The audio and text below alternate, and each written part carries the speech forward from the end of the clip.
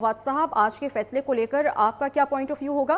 और आज का फैसला एक तरफ रखिए और दूसरी तरफ लेवल प्लेइंग फील्ड की बातें भी हो रही हैं, तो इस तासुर को कितनी तकवीत मिलती है आज के फैसले को लेकर?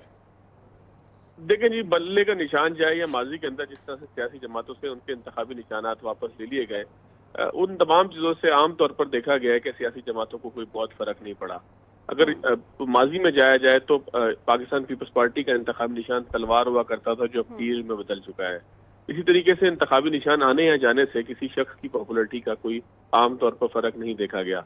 ये जरूर है कि पाकिस्तान तहरीक इंसाफ ने जिस वक्त इंट्रा पार्टी इलेक्शन करवाए, उसी वक्त ये अंदाजा हो चुका था कि ये इंतखाबात का लदम करार दिए जाएंगे और पाकिस्तान तहरीक इंसाफ इस हवाले से मुश्किलात का शिकार होगी।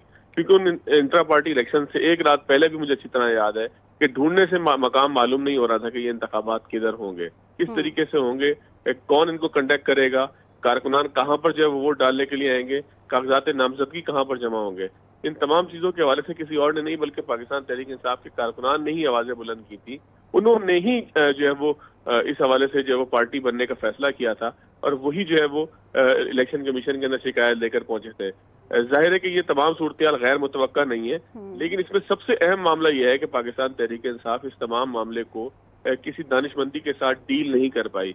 पाकिस्तान तहरीक इंसाफ के पास शायद मौका था, शायद मामलात ऐसे उनके पास थे कि वो इससे बेहतर तरीके से इस इंट्रा पार्टी इलेक्शन को मुनक्किद कर सकते थे, लेकिन उन्होंने ऐसा नहीं किया। उन्होंने जो है वो किसी तरीके से आप ये कह लें कि टाइम गुजारने की पॉलिसी के ऊपर अमल किया।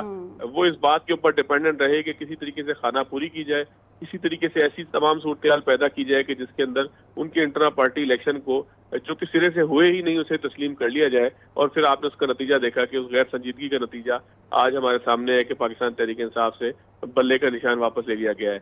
इसको अगर फैसले को आसान अल्फाज में कहा जाए तो बिल्कुल गैर मुतवक्का नहीं था और इसका जिम्मेदार कोई और नहीं, कोई लेवल प्लेइंग फील्ड नहीं, बल्कि खुद पाकिस्तान तहरीक इंसाफ है। लेवल प्लेइंग फील्ड के मामला जरूर पाकिस्तान तहरीक इंसाफ के साथ मुख्तलिफ मकामात पर देखने में आ रहे हैं कि उन्हें कागजात नामजदगी जमा कराने में मुश्किलात हो रहे हैं। लेकिन अगर स्पेसिफिकली इस केस के ऊपर बात की जाए कि पाकिस्तान तहरीक इंसाफ का जो बल्ले का निशान उनसे छीन लिया गया है, तो ये खुद पाकिस्तान तहरीक इंसाफ की अपनी नाअहली और सियासी जो है वो सूझबूझ की कमी का नतीजा नजर आती है। जी।